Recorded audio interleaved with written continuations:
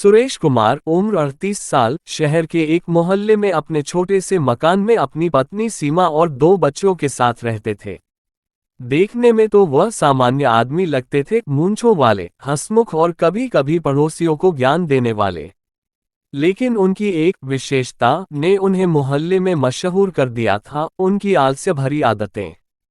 काम करने का नाम लेते ही सुरेश के पेट में दर्द उठने लगता, सिर घूमने लगता और आंखों में नींद भर जाती। सुरेश की यह प्रतिभा इतनी उन्नत थी कि अगर आलस की कोई प्रतियोगिता होती तो वह न केवल गोल्ड मेडल जीतते बल्कि आयोजकों को भी सलाह दे देते कि इसे अगले साल ऑनलाइन करवाना चाहिए ताकि कोई मेहनत न करनी पड़े। सीमा, सुरेश की पत्नी, एक सरकारी स्कूल में शिक्षिका थी। सुबह 6 बजे उठकर चूल्हा चौका, बच्चों को तैयार करना, खाना बनाना, फिर स्कूल जाना, यह उनकी रोज की दिनचर्या थी। और दूसरी ओर सुरेश थे, जो तब तक सोते रहते जब तक कि सूरज खुद खिड़की से आकर न पूछे, भाई साहब कुछ काम धंधा करेंगे या मैं ही चला जाऊं वापस।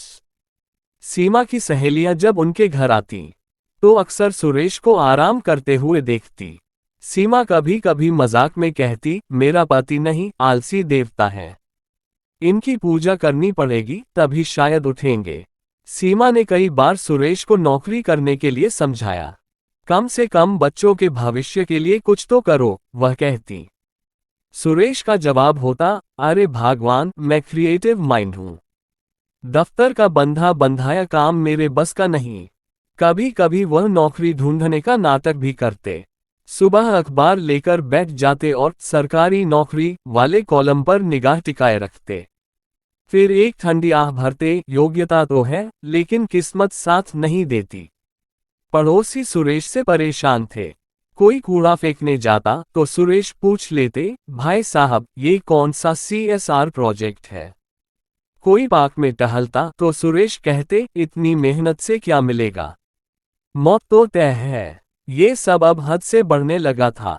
एक दिन मोहल्ले के रामदीन काका ने गुस्से में कह ही दिया, सुरेश तुम जैसे लोगों की वजह से ही पुरुष जाति बदनाम हो रहा है।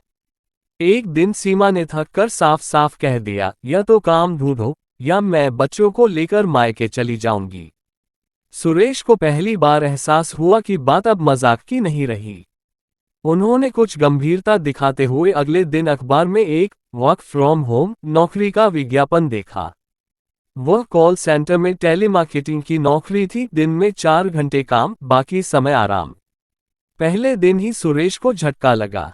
काम बोलने से ज्यादा सुनने का था और ग्राहक गालियां भी दे देते थे। एक ने तो कह दिया, तुम्हारी आवाज सुनकर नींद आ रही है, बंद करो फोन। सुरेश को समझ आ गया कि काम नाम की चीज में मजा नहीं, मेहनत है। धीरे धीरे सुरेश में बदलाव आने लगा। वह सुबह जल्दी उठने लगे, बच्चों को स्कूल छोड़ने लगे, सीमा के साथ रसोई में हाथ बटाने लगे। हालांकि शुरुआत में सबको लगा कि उन्हें बुखार हो गया है, लेकिन फिर लोगों ने तारीफ करनी शुरू कर दी।